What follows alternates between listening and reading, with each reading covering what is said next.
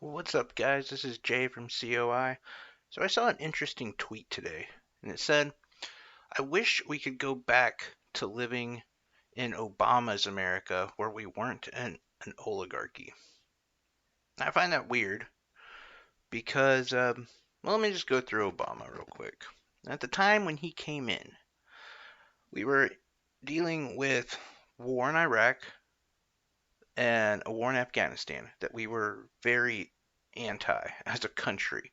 The majority of people did not want the war. The majority of the people also didn't want the bank bailout that happened subsequently around the same time Obama came in. Obama came in like this surge, namely due to the fact that he had so much backing from Goldman Sachs and Citibank. Obama ended up winning, but he won because he campaigned on hope and change, and he was going to do real things for American people. And one of the first things Obama did in '08 was he bailed out the banks. It was the golden opportunity for Obama to actually implement change by just letting them fail and saying, look, the average American can't declare bankruptcy and get bailed out. You shouldn't either. But no, he did that even though majority of the people didn't want that. And again, he campaigned on hope and change. Uh, then he proceeded to get America involved in 5 more wars. That's right, 5. He went from 2, Afghanistan and Iraq, to 7. And again, Americans didn't want this. So when you look back at what Obama's done, it more resembles an oligarchy. Why do I say that? Because the word oligarchy means the few who rule. And Princeton did a study a while back, and they actually found out that the top 10% of America, meaning our richest, get what they want all the time, as far as politics go.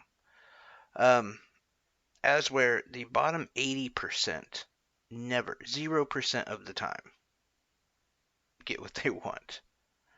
Meaning this, if 90% of Americans think that we should have universal background checks on guns, 90%, they can't pass it. 75% believe that we should have some form of single payer health care, can't pass it. I believe 77 or 78% of Americans believe that we should have free education past high school. Can't seem to pass it. But, like I said, in Obama's presidency, um, about 12 to 18% of Americans were fine with the bank bailout. Well, we got it passed because the top 10% wanted that bailout to happen. In fact, the first time it was voted on, it failed. The wars. The wars were incredibly unpopular, but the top 10% wanted the wars, because most of them make money off that. Now, you might be saying, okay, so Obama was awful and that's why we got rid of him. But no, because he did all of his term. And we love Obama, honestly. He was one of the most popular presidents we've had. When you actually explore Obama, especially if you're a Democrat or on the left, you find out even he said that he is a moderate conservative. Um, but his presidency mirrored that of Bush and now of Trump and even Clinton. They've all done the same thing. And we have to go back and look at is his donors. How Obama got to where he was. When he started in the primaries, he was pretty much unknown. And then he got all that money and he surged ahead. Well, that was from, like I said, Goldman Sachs and Citibank. When he got into office, the first part of being a president that you have to do is you have to form a cabinet. For Obama, it was really easy because Citibank sent him an email and said, "This is who needs to be in your cabinet." And lo and behold, that's who was in his cabinet. Now, a majority of the oligarchy system that we have works by fossil fuel. And they kind of fund money into our presidents. I'm guessing maybe because of the way it looks, or I don't know. Democrats, though, are more supplied by Wall Street.